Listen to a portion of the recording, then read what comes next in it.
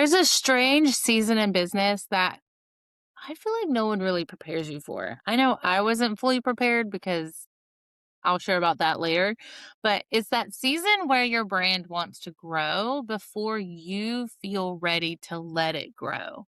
You start feeling slightly misaligned, slightly constrained, slightly ahead of your current positioning, which means nothing is wrong, but something feels off or tight and just not 100% correct. Today, we're talking about this creative evolution and what happens when your business outpaces your comfort level. And you might recognize this. I know I recognize it, and this was a really interesting episode for me to put together because I feel like I was just here. And sometimes I still feel like I'm here because you've built something solid. Your business has clients coming in, your systems are working, but internally you're shifting towards something else. You're thinking deeper, your conversations are more strategic, your standards are rising with who you work with or who you collaborate with. Your identity is stretching into something new or something more. And yet your messaging still reflects who you were 2 to 3 years ago. That gap creates a dissonance, not because you failed, but because you've grown. And that growth is a great thing. It's a natural phase or season of business or life. That tension that you feel isn't about having the rebrand, it's about creating or identifying the identity. You may feel pulled toward more strategy, fewer clients, higher level conversions or conversations, different rooms or building rooms that you notice don't exist yet, but you hesitate because you think, what if people don't recognize me? Or what if I lose what I built? What if I alienate my current audience? Well, I've been there. I hesitated for far too long going from online business manager for wedding professionals to Pinterest marketing strategist for wedding pros because I was really worried about losing all of the things that I built, the foundation that I put together when I launched my business because it was just unfamiliar territory. I was doing things that if you would have told me I would be interested in 5 years ago, 6 years ago, 10 years ago, I would be like, you're silly. That's not accurate. But through natural like evolution of the testing things and learning how to do different pieces of the business, a lot of trial and error on my part, I was growing and I found things that I was way more passionate about that aligned with who I was as a person and better aligned with who and how I create and help people. But I stayed because I stayed in language that no longer fit, positioning that felt safe because I knew what to expect, and visibility that reflected my past. And that is an identity lag. So, through all of that, while I was putting together this episode for you guys, I want you to take this reframe of a mindset. Evolution does not mean instability, it's integration. The founder you were built the foundation you are growing on right now.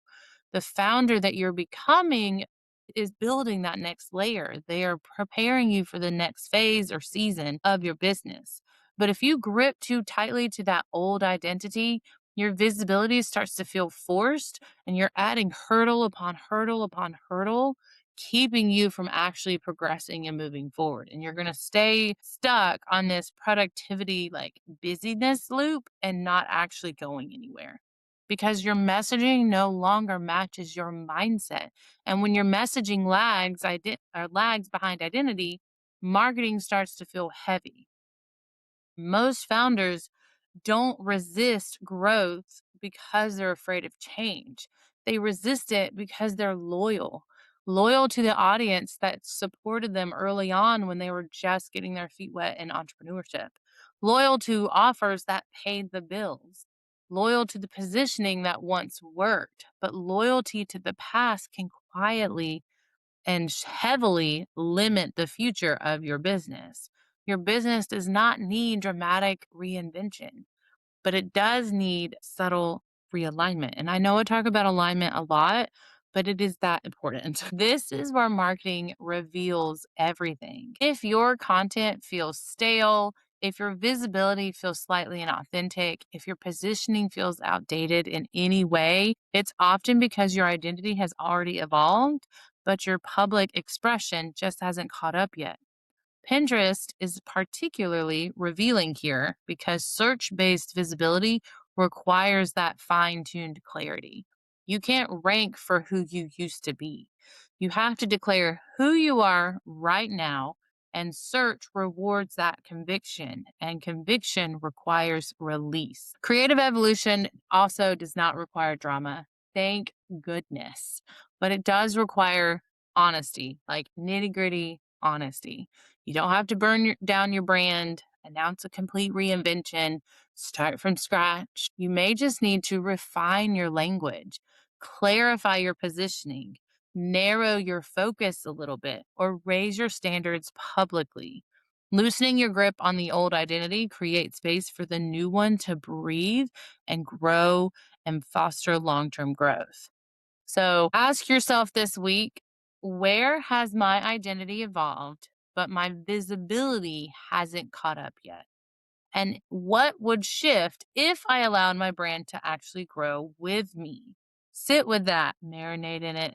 Let it inspire you to notice those things and really start to work on it. If you're in a season of quiet evolution, you're not unstable. I applaud you for evolving and growing and expanding into this new person, this new leader.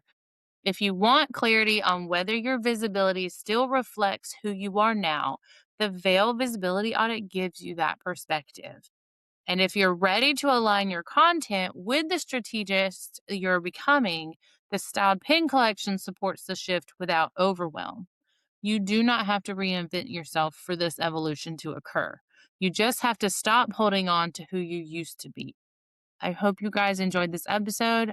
I will see you next week.